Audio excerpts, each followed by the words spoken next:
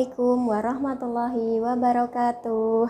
Apa kabarnya santri? Semoga semua dalam keadaan sehat walafiat ya. Oke, hari ini kita akan belajar PAI, materinya tentang syarat sah sholat dan rukun sholat. Oke, sebelum kita membahas tentang syarat sahnya sholat, Ustazah mau tanya, apa itu pengertian sholat? Sepertinya kemarin kita sudah pernah belajar itu ya, pengertian sholat ya. Oke, kita mengingat kembali lagi. Sholat menurut bahasa artinya adalah berdoa, doa. Nah, secara istilah sholat adalah perbuatan yang diawali dengan takbiratul ihram dan diakhiri dengan salam. Itu adalah pengertian sholat. Oke. Sebelum kita melakukan sholat, ada ketentuan-ketentuan yang harus kita lakukan. Namanya syarat sahnya sholat.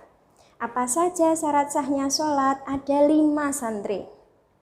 Yang pertama adalah kita harus suci dari hadas besar dan hadas kecil. Cara bersucinya, untuk hadas besar, cara bersucinya dengan mandi dan berwudu atau tayamum. Nah, untuk hadas kecil, bersucinya dengan cara berwudu atau tayamum. Yang kedua, suci badan, pakaian, dan tempat dari najis. Apa itu najis? Contoh najis yaitu cicak yang tiba-tiba mengeluarkan kotoran di sajadah atau di tempat kita sholat, itu namanya najis, harus kita bersihkan dulu.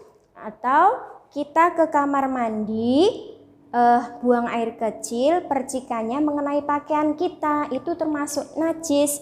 Nah, kita harus berganti pakaian supaya bersih dari najis. Yang ketiga, menutup aurat.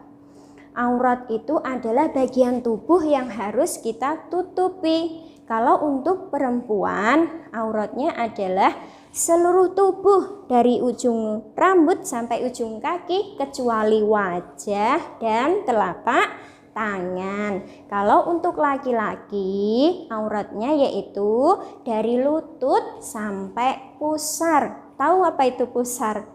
Pudel ya. Sampai pusar ya. Nah, tapi meskipun aurat laki-laki itu hanya lutut sampai pusar, tapi saat sholat tidak boleh hanya berbalut handuk ya. Kan sudah tertutup lututnya sudah tertutup, pusarnya sudah tertutup. Nah, tapi kalau sholat harus memakai pakaian yang baik dan sopan. Selanjutnya, telah masuk waktu sholat. Ya, telah masuk waktu sholat. Sholat subuh jam berapa? Jam 4 lebih ya. Nah, sholat duhur jam 12. Nah, itu sudah masuk waktu sholat. Yang kelima, menghadap kiblat. Kiblatnya orang Islam mana? Ka'bah. Nah, itu adalah syarat sahnya sholat. Ada 5. Selanjutnya adalah rukun sholat. Rukun sholat. Apabila salah satu rukun tidak dilaksanakan, maka sholatnya rusak ya. Oke, yang pertama rukun sholat adalah niat. Niat dalam hati. Kemudian yang kedua berdiri tegak. Ya, untuk yang sehat jasmaninya kuat berdiri, sholatnya dengan berdiri. Apabila tidak mampu dengan berdiri, maka boleh dengan duduk. Nah, yang tidak kuat berdiri boleh dengan duduk. Jika duduk tidak kuat, maka boleh dengan berbaring ya. Itu rukun yang kedua. Yang ketiga, takbiratul ihram. Allahu Akbar. Nah, takbiratul ihram. Selanjutnya membaca Al-Fatihah. Membaca Al-Fatihah, kemudian surat-suratan pendek.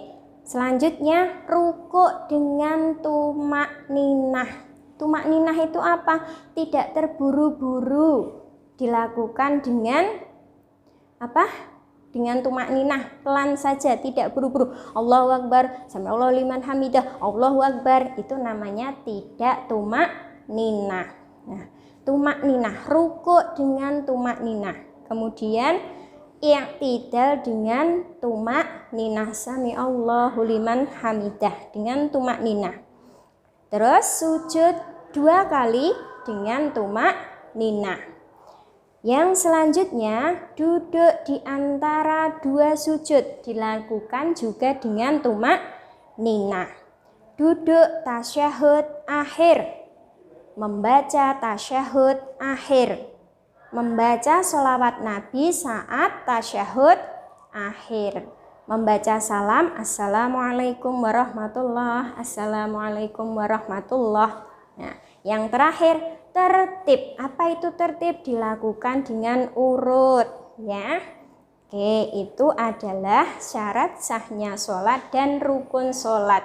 Oke santri, untuk hari ini kita belajar 2 materi itu dulu ya. Untuk selanjutnya kita bahas di hari selanjutnya. Terima kasih santri, semangat belajar. Terima kasih. Wassalamualaikum warahmatullahi wabarakatuh.